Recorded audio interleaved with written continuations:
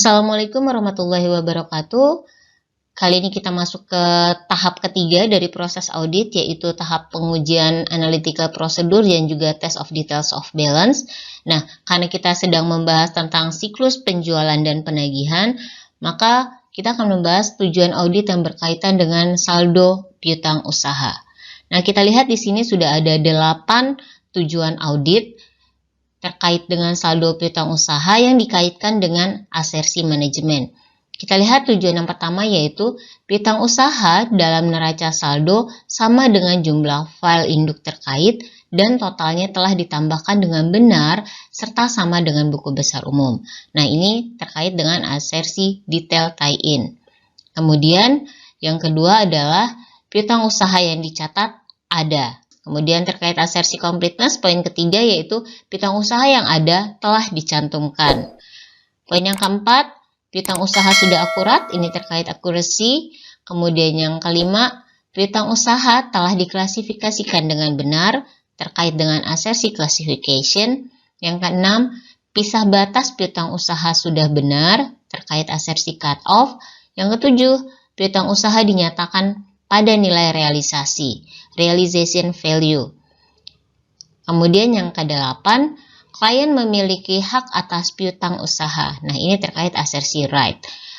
Nanti di akhir pembahasan kita akan melihat bagaimana sih tujuan audit ini berdampak terhadap prosedur audit yang akan dilakukan oleh auditor. Nah, tapi ini cukup dipahami dulu terkait 8 tujuan audit yang terkait dengan saldo piutang usaha ini. Metodologi yang digunakan oleh auditor untuk merancang pengujian atas rincian saldo atau test of details of balance terdiri dari 6 step ya, ada 1, 2, 3, 4, 5, 6, 6 step. Nah, di sini kita akan melihat bagaimana sih metodologinya, khususnya di sini kita membahas adalah metodologi perancangan pengujian test of details of balance untuk akun piutang usaha. Kita lihat step yang pertama adalah mengidentifikasi risiko bisnis klien yang mempengaruhi piutang usaha. Jadi step pertamanya auditor mengidentifikasi dulu nih risiko bisnis apa aja sih yang ada di klien khususnya terkait dengan akun piutang usaha. Kemudian setelah diidentifikasi, step yang kedua auditor menetapkan performance materiality dan juga menilai inherent risk untuk akun piutang usaha. Step yang ketiga, auditor menilai risiko pengendalian untuk siklus penjualan dan penagihan. Selanjutnya, step yang keempat, auditor merancang dan melaksanakan pengujian pengendalian dan juga pengujian substantif atas transaksi untuk siklus penjualan dan penagihan. Selanjutnya, step yang kelima, auditor melakukan perancangan dan pelaksanaan prosedur analitis untuk piutang usaha. Dan yang terakhir baru nih, auditor melakukan perancangan terkait test of details of balance untuk akun piutang usaha. Di mana dalam perancangan ini nanti disesuaikan nih dengan tujuan audit. Tujuan auditnya apa? Yang tadi sudah kita bahas di sebelumnya, ada 8 tadi ya kita bahas tujuan audit. Nah, kita lihatin di sini apa yang dimaksud dengan ada P1, 2, 3. Nah, ini juga 3 gitu. Nah, ini adalah fase-fase terkait proses audit. Jadi untuk step 1 sampai step 3 ini dilakukan oleh auditor di tahap pertama atau fase pertama dari proses audit, yaitu tahap perencanaan dan perancangan audit. Kemudian kalau step yang keempat ini dilakukan di fase kedua atau tahap kedua dari proses audit, yaitu pelaksanaan kontrol test dan juga substantif test. Kemudian 2 step yang terakhir, nah ini adalah yang akan kita bahas saat ini, yaitu kita akan membahas tentang analytical procedures dan juga test of details of balance. Kita akan bahas setiap step-step yang ada di metodologi terkait perancangan pengujian atas rincian saldo. Nah, kita lihat step yang pertama adalah mengidentifikasi risiko bisnis klien yang mempengaruhi piutang usaha. Nah, apa aja nih yang dilakukan oleh auditor di step yang pertama ini? Kita lihat yang pertama, auditor akan mempelajari dulu nih bagaimana sih industri dan lingkungan eksternal klien, kemudian mengevaluasi tujuan manajemen serta proses bisnis untuk mengidentifikasi risiko bisnis klien yang signifikan yang dapat mempengaruhi laporan keuangan, termasuk di dalamnya adalah akun piutang usaha juga akan dievaluasi oleh auditor.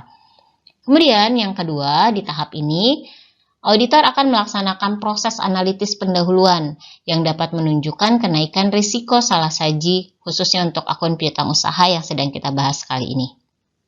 Kemudian kita lihat di step yang kedua, yaitu menetapkan materialitas kinerja dan menilai inherent risk. Di tahap pertama sudah teridentifikasi nih risikonya apa saja, kemudian di tahap kedua, yang dilakukan auditor adalah menetapkan pertimbangan pendahuluan terkait materialitas laporan keuangan secara keseluruhan. Jadi yang pertama ditetapkan dulu nih, bagaimana materialitas untuk laporan keuangan secara keseluruhan berdasarkan risiko yang telah teridentifikasi di tahap pertama. Kemudian yang kedua, auditor mengalokasikan jumlah pertimbangan pendahuluan ke setiap akun neraca yang signifikan, atau jadi tadi dari materialitas keuangan secara keseluruhan diturunkan ke akun-akun neraca atau yang biasa disebut dengan performance materiality.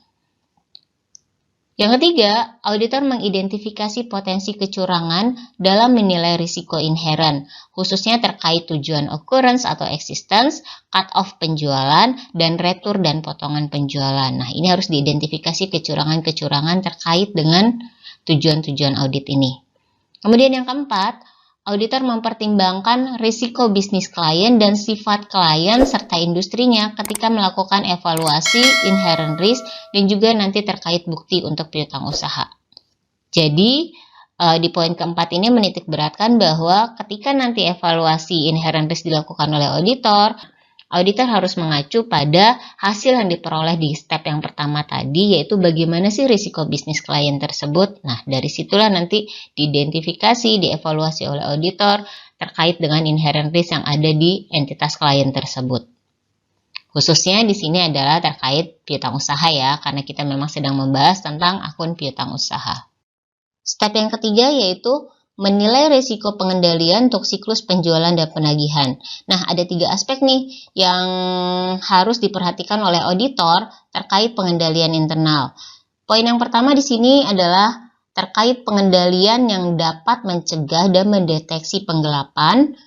Kemudian yang kedua, pengendalian terhadap pisah batas. Dan yang terakhir, pengendalian terkait dengan penyisihan piutang tak tertagih. Nah, terkait akun piutang usaha, ini adalah 3 pengendalian penting yang harus menjadi perhatian auditor. Di step ini, auditor harus menghubungkan risiko pengendalian untuk tujuan audit yang berkaitan dengan transaksi dengan tujuan audit yang berkaitan dengan saldo dalam memutuskan risiko deteksi dan bukti yang direncanakan bagi pengujian atas rincian saldo.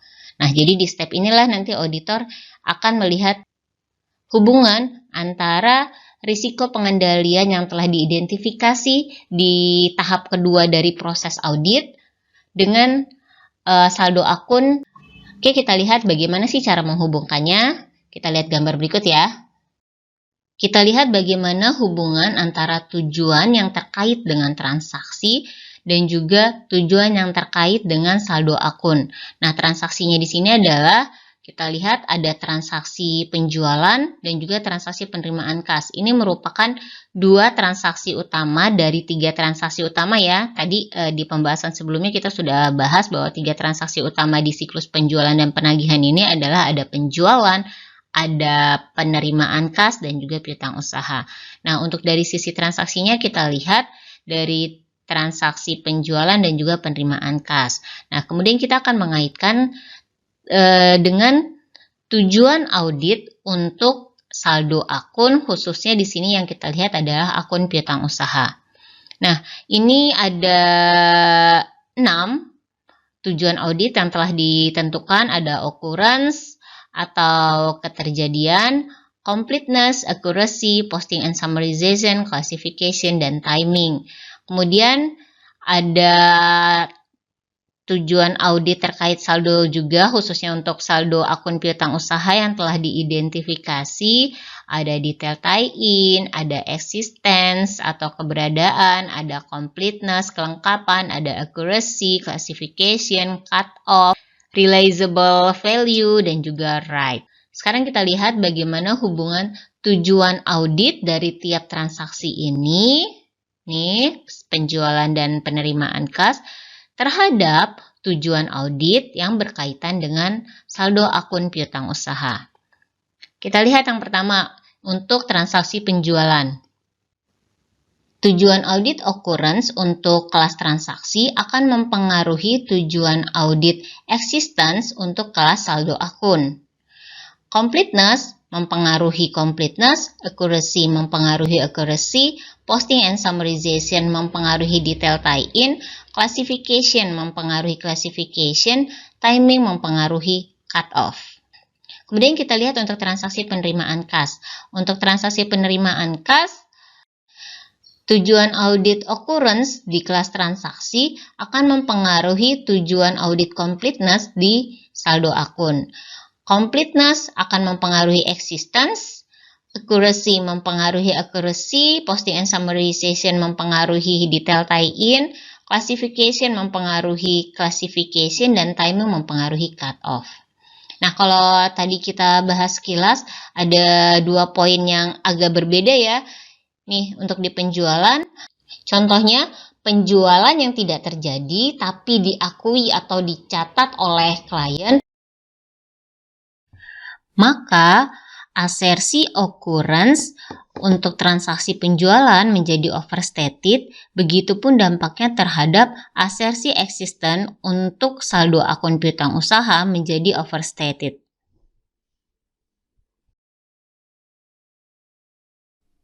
Sekarang kita lihat transaksi penerimaan kas.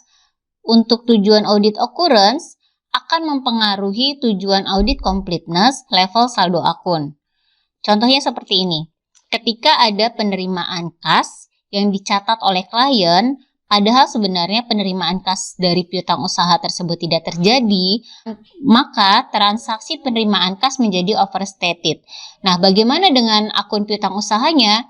Ketika dinyatakan bahwa ada penerimaan kas dari piutang, tapi sebenarnya itu adalah fiktif, maka asersi completeness untuk saldo akun piutang usaha menjadi understated karena piutang usaha diakui telah dilunasi, padahal sebenarnya piutang usaha tersebut belum dilunasi oleh rekanan klien.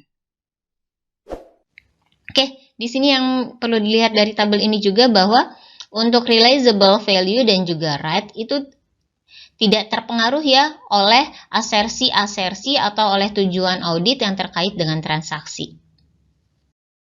Kita masuk ke step keempat dari metodologi untuk merancang pengujian atas rincian saldo, yaitu merancang dan melaksanakan pengujian pengendalian dan pengujian substantif atas transaksi.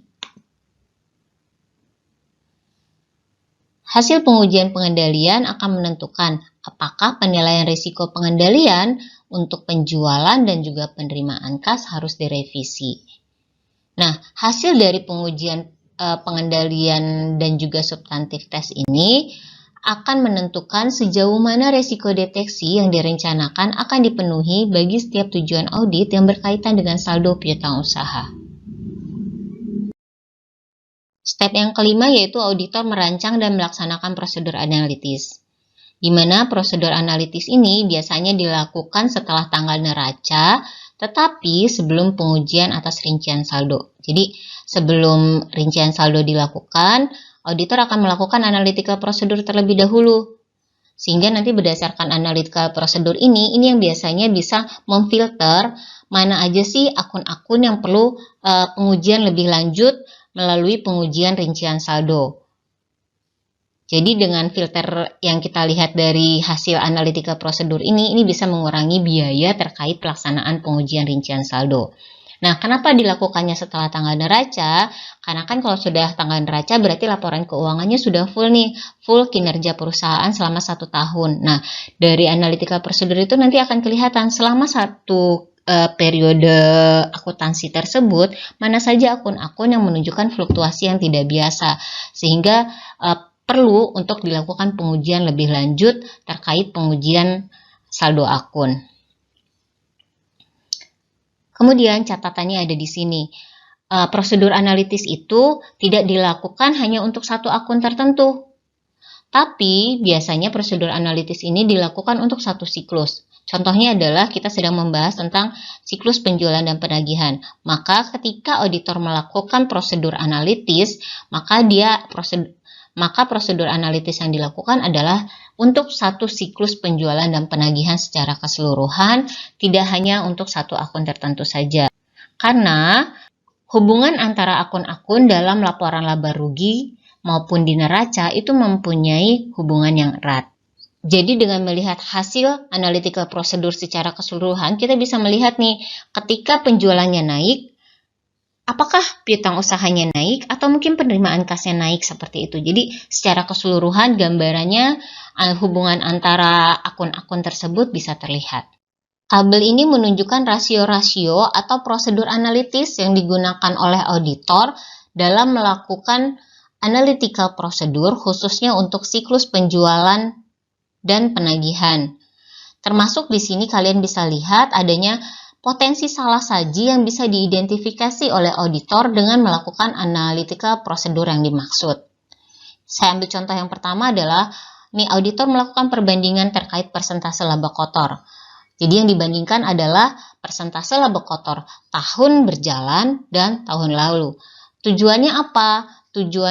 Tujuannya adalah untuk mengidentifikasi kemungkinan adanya salah saji atau kurang saji terkait penjualan dan juga piutang usaha. Begitupun prosedur-prosedur analitis lainnya seperti yang bisa kalian lihat di tabel ini, dan disajikan juga potensi-potensi salah saji yang bisa teridentifikasi dari prosedur analitis tersebut. Silakan dipelajari, nanti kalau mau lihat di bukunya, silakan ada di bukunya Arens di tabel 16.1. Step yang terakhir yaitu merancang dan melaksanakan pengujian atas rincian saldo piutang usaha.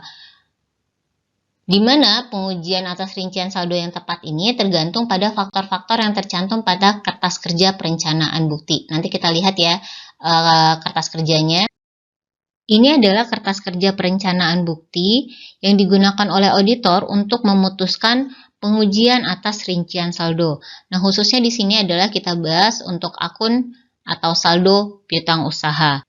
Nah, untuk menentukan pengujian atas rincian saldo ini, di sini adalah faktor-faktor yang menjadi pertimbangan auditor. Dilihat dari risiko audit yang diterima, risiko inherennya, kontrol risknya, kemudian kontrol risk terkait penerimaan kas, kontrol risk dari pengendalian tambahan, kemudian dilihat juga bagaimana sih hasil dari substantif tes untuk akun penjualan, penerimaan kas, dan juga bagaimana hasil dari analytical prosedur.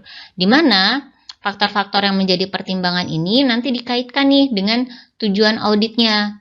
Kemudian dilihat, antara faktor-faktor dan tujuan audit dihubungkan untuk dilihat tingkat atau level dari risiko dari tiap-tiap tujuan audit.